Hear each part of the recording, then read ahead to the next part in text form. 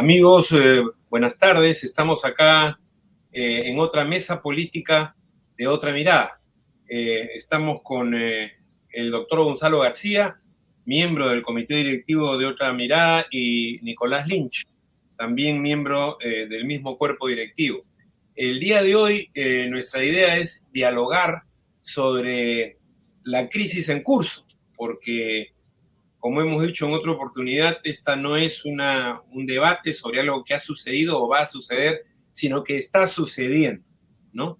Hemos tenido en los últimos días una verdadera revuelta popular en el país, una verdadera revuelta popular que en algunos momentos ha adquirido un carácter bastante intenso, ¿no? Los periódicos esta mañana por lo menos informaban hasta de 5 compatriotas fallecidos. Esto dice de la intensidad de la crisis.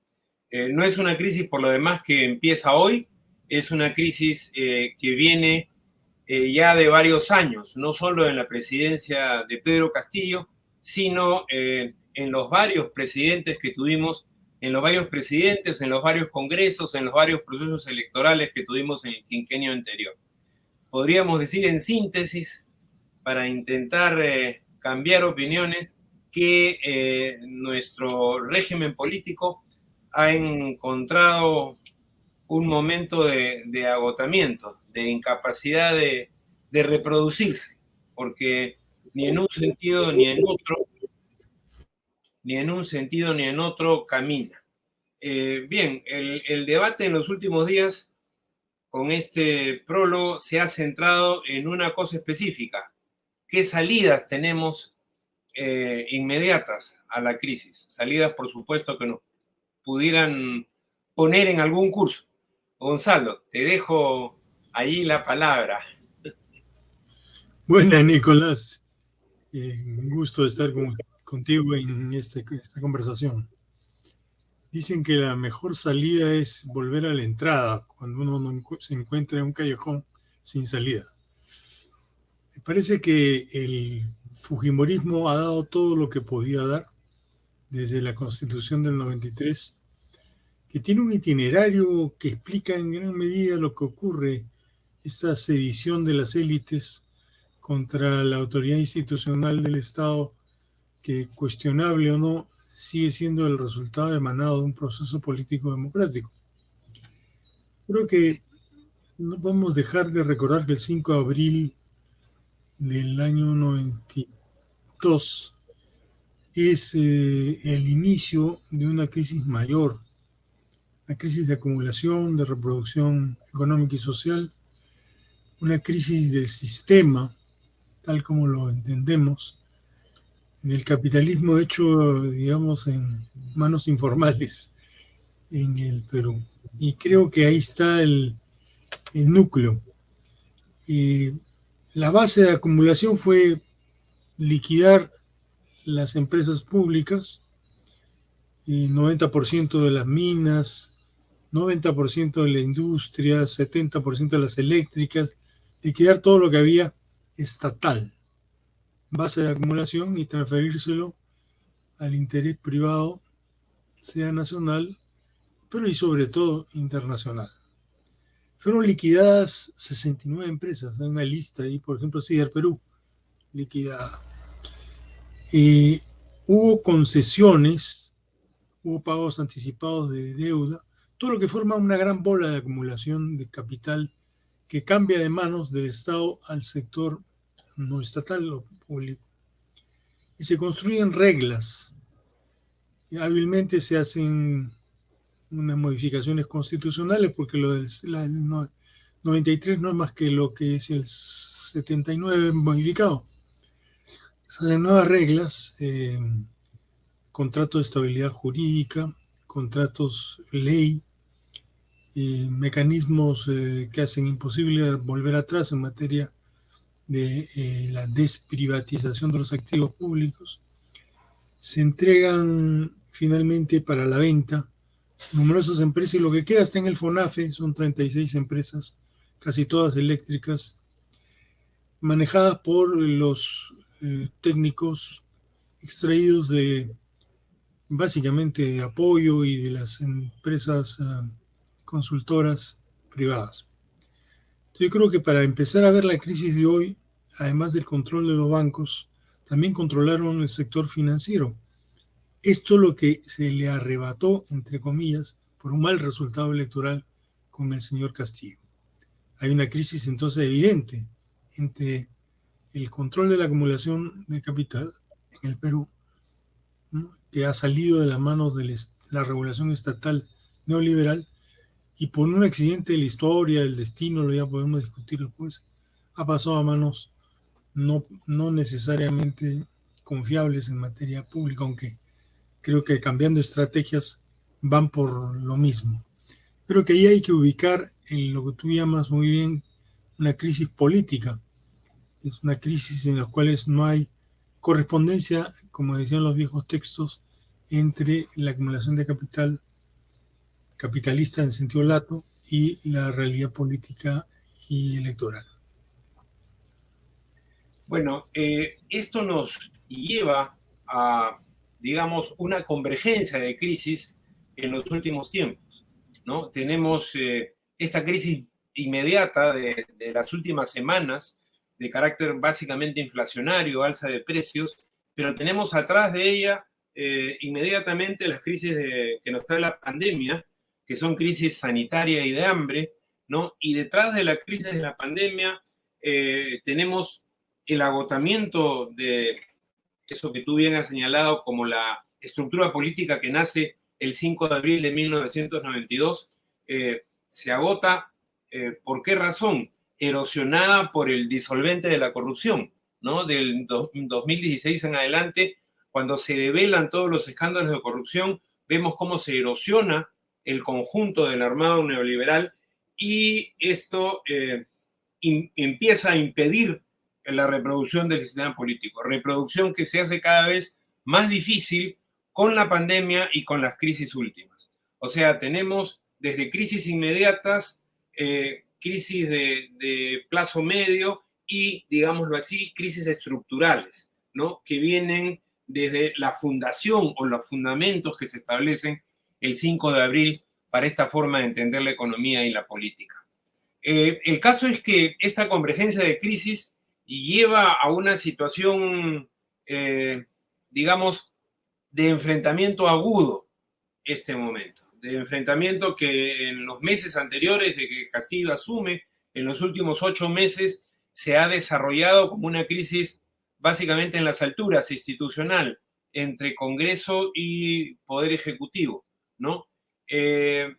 Pero que con el paso del tiempo se ha desarrollado ya o se desarrolla ya como una crisis en la calle, ¿no? Tenemos a la gente harta por la crisis producto de la inflación, por la crisis producto de la pandemia, por la crisis producto de la corrupción, ¿no?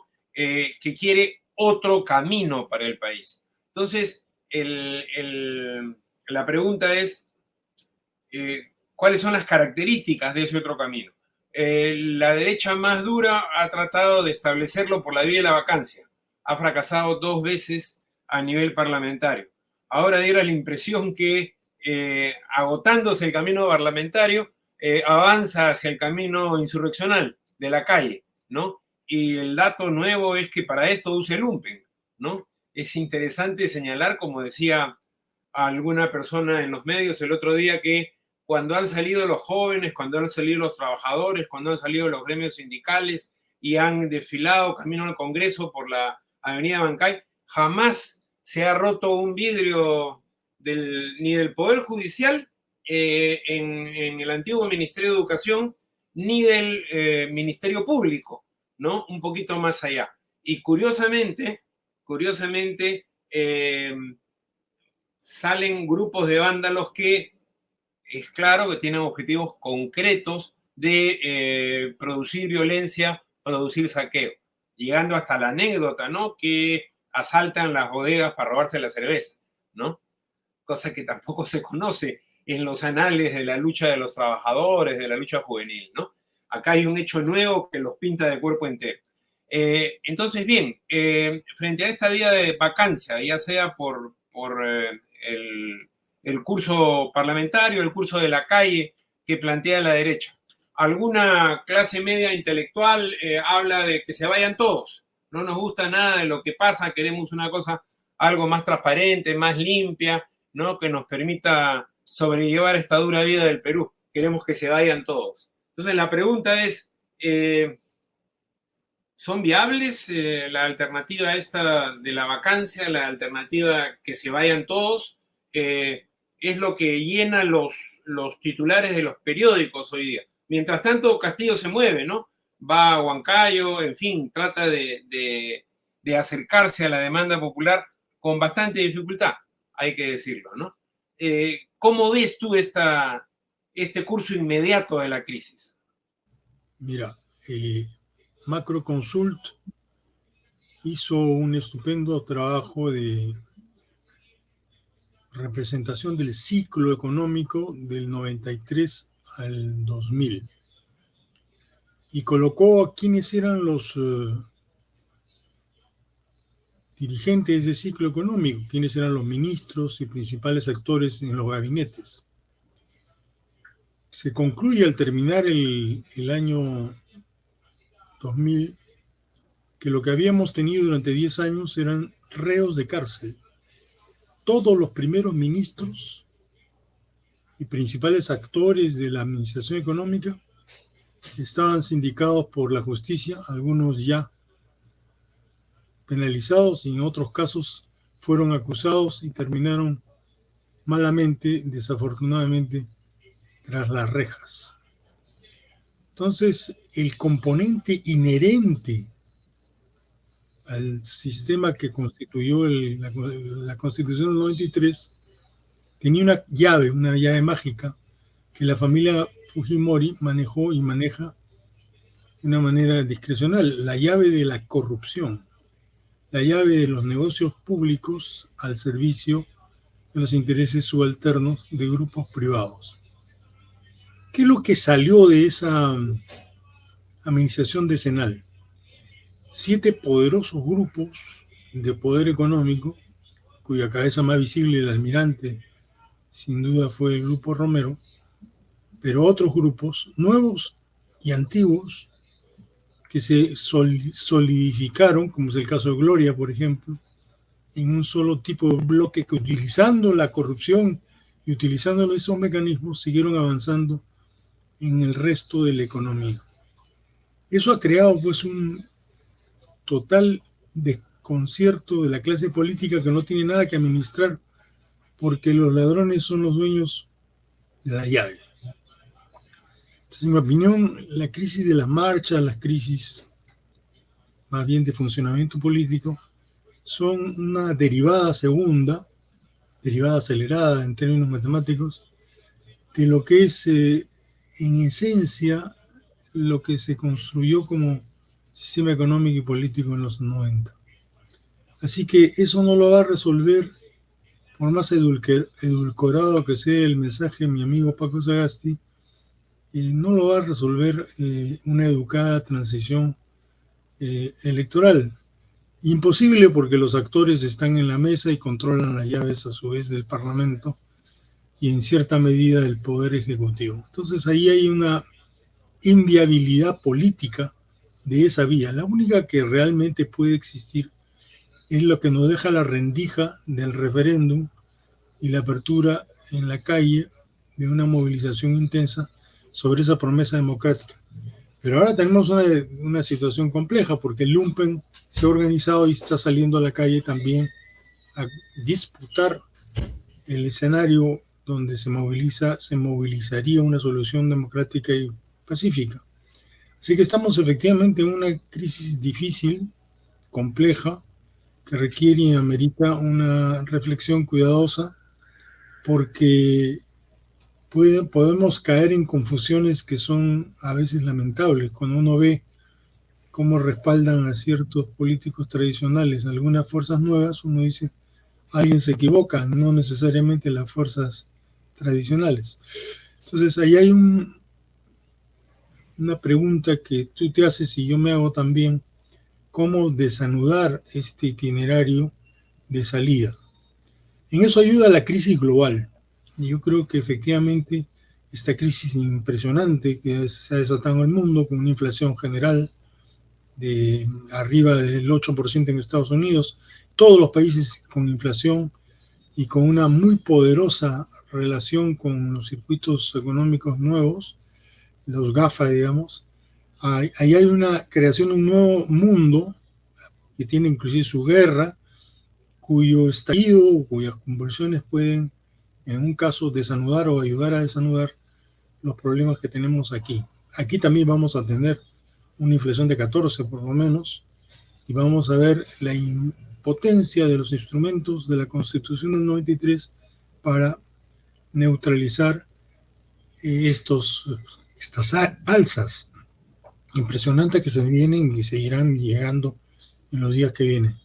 Así que por ahí creo que vendrá, por negación, vendrá la salida política ante una crisis que es multidimensional, multimodal y mundial. Pero yendo, digamos, de los actores inmediatos, las estructuras que se mueven detrás de ellos en la coyuntura que hemos vivido, en el periodo neoliberal de los últimos 30 años, vayamos a los actores políticos hacia el futuro, el diseño de alternativas hacia el futuro. Por ejemplo, hace 2 semanas tuvimos una reunión de colectivos de izquierda, ¿no?, en la que nos saludamos muy atentamente, tomando notas, y estábamos ahí recapitulando los dichos. Un observatorio sociológico. Una reunión importante de más de 400 activistas de izquierda, ¿no?, como no se veía hacía mucho tiempo, que planteaban, entre otras cosas, la necesidad de conformar un bloque de fuerzas progresistas, ¿no? Un bloque de fuerzas progresistas que levantara un programa de reformas inmediatas. Algunos agregábamos la necesidad de una asamblea constituyente como consigna de poder. Yo me atrevería a decir que, más allá de lo que pase, por supuesto que en unos escenarios será más posible hacerlos que en otros, pero más allá de lo que pase, la importancia que las fuerzas progresistas de izquierda, básicamente de centro, vuelvan a tener un espacio independiente en la escena política, con un programa propio, que vea más allá de lo inmediato, que levante los temas de reforma constitucional, aparece como central para poder darle una salida a la crisis, creo yo. Repito, es probable que si regresa a la derecha esto se convierta en algo mucho más complicado, porque la tentación autoritaria está presente. Quizás en otros escenarios sea más fácil, si se queda Castillo, hay una presidencia de Dina Boluarte, etc. Pero eso ya corre por el lado de las apuestas. ¿Qué podemos hacer nosotros, ¿no? Y ese planteamiento en la reunión al menos estaba sobre la mesa. Me parece interesante, ¿no? Espacio propio, programa propio y levantar alternativas hacia el futuro. ¿Tú qué piensas de esto? Bueno, en eso estoy hace varios años, desde que descubrí que no había esta orientación que hoy día buscamos, no existía. Yo no estoy por un frente de partidos. Yo creo que hay que hacer un partido de frente, de grupos, de núcleos, de todo lo que fuera orgánico, para tratar de buscar y construir una alternativa de izquierda que sea, pues, de pensamiento propio, que sea en la línea que los mejores autores latinoamericanos de izquierda han postulado, una especie de búsqueda de izquierda marxista, pero creadora y activa en el sentido político. Ahora, ¿cómo hacerlo? Yo creo que lo primero es no negarse los caminos del diálogo, abrir la cancha, como diría alguien, como dijeron ahí mismo en esa reunión, y entablar apertura de diálogo hacia las fuerzas que sean democráticas, porque lo primero que hay que salvaguardar en cualquier circunstancia es un escenario de trabajo democrático, aunque esté recortadas las posibilidades inmediatas, pero que va construyendo un programa que le sea propio, en alianza con otros grupos que, si coinciden en la democracia y en las transformaciones, sería un paso adelante. Entonces yo creo que estamos por eso, y me parece que ojalá las fuerzas centrífugas sean menores que las centrípetas y entonces logremos un mínimo. A mí sí me preocupa una sola cosa, es que la corrupción atraviese también esas fuerzas de izquierda. Lo hemos visto patéticamente en las estructuras subnacionales de gobierno, donde han hecho un lamentable papel gobernadores, regidores, alcaldes, en fin, que se llamaban de izquierda, pero que a la hora del presupuesto eran sumamente claros en ser de derecha. Y también en el funcionamiento de las estructuras políticas. Eso es una de las tareas de un ethos que creo que es parte de la tarea de la clase que tú llamas intelectual, de abrir nuevamente un ethos que permita que la gente se comporte con ciudadanía y con capacidad de intercambio democrático. Entonces, hay muchas cosas por hacer y en plazos muy diversos, pero lo más importante, creo yo, es en esta etapa, aquí y ahora, parar el carro del fujimorismo de las calles, que es un lumpen fujimorismo que está asolando la avenida Bancay y otras avenidas cercanas. Segundo, crear las condiciones de una acumulación política, que es un juego democrático y reglas compartidas. Tercero, no chocar ni necesariamente investir contra fuerzas que son distintas ideológicamente, sino más bien encontrar caminos de consenso y de encuentro. Lo que quisimos hacer en Únete alguna vez, pero que fue frustrado por la inmadurez todavía del proyecto frente a la perspectiva tradicional de las fuerzas políticas de izquierda. Inclusive la definición de la izquierda requiere, después de la crisis de la pandemia, la crisis global, bajo lo que está pasando actualmente en Europa con la guerra entre los, no sé cómo pronunciarlos, ucranienses y Rusia, evidentemente eso saca de marco a mucha gente. Hay mucha gente, por ejemplo, que defiende a Putin convencidos que es militante del Partido Comunista, cuando él lo cambió de ubicación hace muchos años, tiene sus años, claro. Su conducta política, además, evidentemente, tiene poco que ver con esas circunstancias. Entonces, hay mucho que hacer y ojalá se pueda encontrar mecanismos como esta reunión que fue, en mi opinión, muy simpática, muy constructiva. No, nadie se quería pelear la hegemonía de las ideas, sino escucharse, y de todas las edades y muchas mujeres, una cosa increíble. La participación política de la mujer acá aumenta cada vez más, con mucha responsabilidad, además con rollos sumamente coherentes, también de minorías, en fin. Yo creo que es un pantallazo grande que debe permitir al equipo promotor seguir conversando sin discriminaciones y sin exclusiones. Gracias, Gonzalo. Tenemos entonces varias ideas sobre la mesa. Tenemos las ideas de una crisis que es la confluencia de varias crisis en lo inmediato. Tenemos un telón histórico en lo que cambió el golpe del 5 de abril para mal en el Perú y que lo estamos sufriendo ahora. Tenemos la necesidad de un sujeto político, no quizás nuevo, pero sí renovado, de bloque, de partido frente, como ha señalado Gonzalo, que tiene que levantar un programa de reformas desde el espacio de la izquierda, del centro izquierda, que debe tener un horizonte transformador, en mi concepto constituyente, ¿no?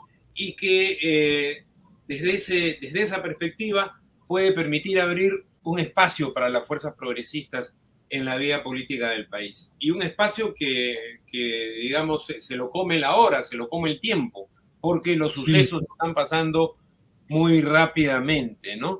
En fin, quizás la última reflexión podría estar en torno a esto, en torno a que hay que hacer las cosas ya. Muchos hablaban, por ejemplo, de la importancia de que el bloque o el partido frente lograra una inscripción electoral propia. Yo personalmente creo que eso sería muy bueno, ¿no? Digamos, en una perspectiva amplia, en una perspectiva de frente único, ¿no? Pero que lograra una inscripción electoral propia para que pudiera ser parte de, para empezar, las reformas políticas que va a necesitar cualquier convocatoria, ¿no? Cualquier convocatoria en el tiempo seguramente más próximo de lo que pensamos, ¿no? Quizás tu opinión para cerrar sobre esto, Gonzalo, cómo nos atraviesan los tiempos en estas múltiples crisis que vivimos. Sí hay urgencias. Ahora hay ideas como la de Carlos Franco sobre participación política que están presentes en el subconsciente político de las mayorías ciudadanas. Uno ve cuando salen a las calles la gente, lo he visto también en Chile cuando estuve a ver el proceso que precedió la elección luego de Boric, y es un sentimiento de que la gente en la calle, pero en la fábrica, en el centro de estudios, en fin, en varias dimensiones, busca nuevas formas de participación política. Creo que ahí hay un tema de apertura de las formas, la forma política en la cual se debe llegar a gobernar el Estado. Y me parece que lo que sería nuestra tarea en ese proceso es estimular esas formas nuevas de participación política. A veces parecen ingenuos, pero finalmente tienen una fuerza grande cuando están vinculados a temas de verdad y reconciliación. Hay una cuestión política central. Yo acompaño el trabajo de lucha contra la Constitución 93, que me parece un mamarracho técnico y pero sobre todo un mamarracho en el sentido más estricto ideológico político. Y hay que reformar esas reglas, hay que cambiar esa Constitución. La estrategia del cambio es una discusión que se puede tener entre todos los actores, pero lo que sí es necesario es recordar la modernidad de la Constitución del 79, cosa curiosa, y la imposibilidad de tener vigencia en el 93, que ha demostrado a lo largo de los años que ha estado funcionando, crear mantos de corrupción, agresiones y sanciones entre ciudadanos que no debían darse, y un clima antipolítico que es justamente lo contrario a una constitución que por definición se llama política. Así que creo que hay mucho para hacer, como aquí se sugiere. La tarea de los que tenemos más tiempo en la cancha creo que es ayudar a encontrar estos caminos y desechar los que ya fueron y se pueden considerar obsoletos. Muchas gracias, Gonzalo. Queridos amigos, en esta oportunidad los dejamos expectantes por la crisis que está sucediendo en estos momentos en el país. Lógicamente deseamos un desenlace democrático en los marcos del Estado de Derecho, fuera de la violencia lumpen que hemos visto en los últimos días, y ojalá que la próxima vez que estemos en esta mesa política podamos comentar un desenlace positivo en este sentido. Muchas gracias, Claro. Gonzalo García, nuevamente. Gracias a ustedes por compartir estos minutos con otra mirada. Gracias, Nicolás.